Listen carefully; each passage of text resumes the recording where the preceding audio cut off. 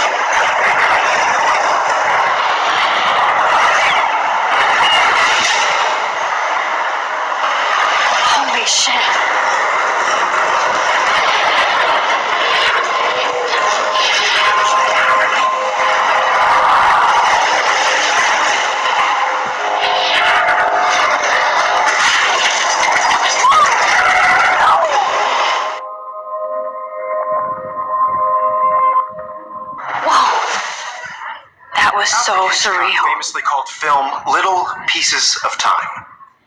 But he could be talking about photography, as he likely was. Okay, I'm in class.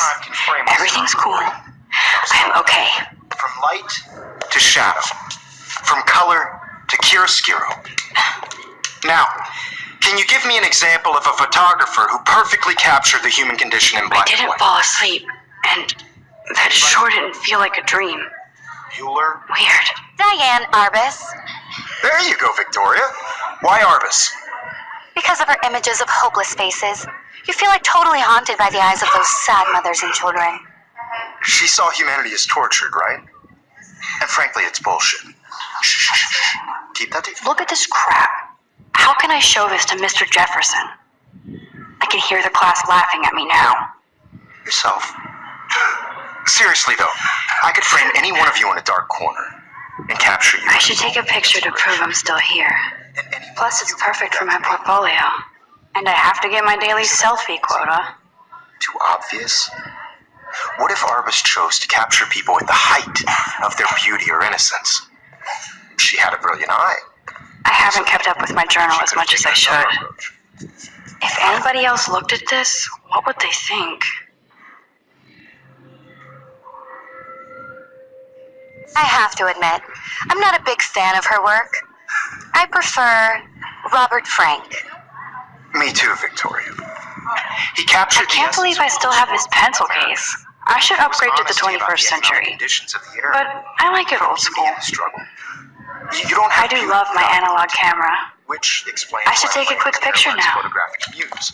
And both were the great chroniclers of the 1950s. Well, I believe Max has taken what you kids call a selfie. A dumb word for a wonderful photographic tradition. And Max has a gift. Of course, as you all know, the photo portrait has been popular since the early 1800s. Your generation was not the first to use images for selfie expression. Sorry, I couldn't resist. The point remains that the portraiture has always been a vital aspect of art and photography for as long as it's been around. Now, Max, since you've captured our interest and clearly want to join the conversation, can you please tell us the name of the process that gave birth to the first self-portraits? You're asking me? Let me think. You either know this or not, Max. Is there anybody here who knows their stuff? Louis Daguerre was a French painter who created daguerreotypes, a process that gave portraits a sharp reflective style like a mirror. Now you're totally stuck in the retro zone. Sad face. Very good, Victoria. The Daguerrean process brought out fine detail in people's faces, making them extremely popular from the 1800s onward.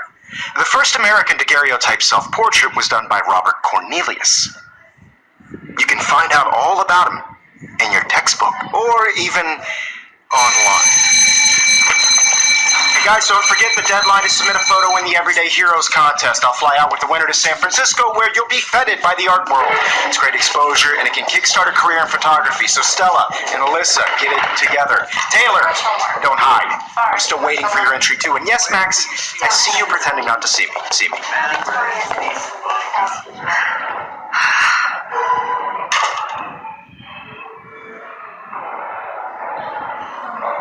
Yes, Victoria. Victoria doesn't waste a second kissing ass.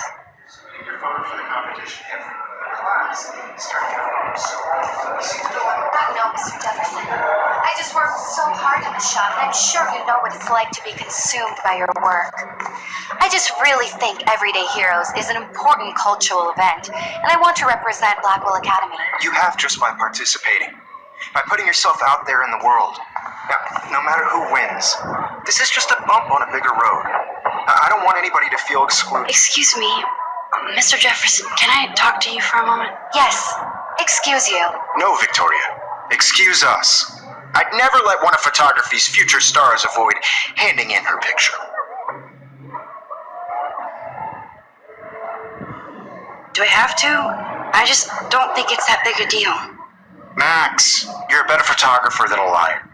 Now, I know it's a drag to hear some old dude lecture you, but life won't wait for you to play catch up. You're young, the world is yours, blah, blah, blah, right? But you do have a gift. You have the fever to take images, to frame the world only the way you envision it.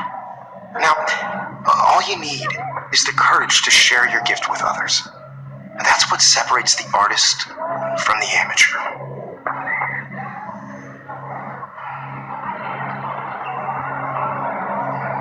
Every time I look at Victoria, I feel like she's talking smack about me.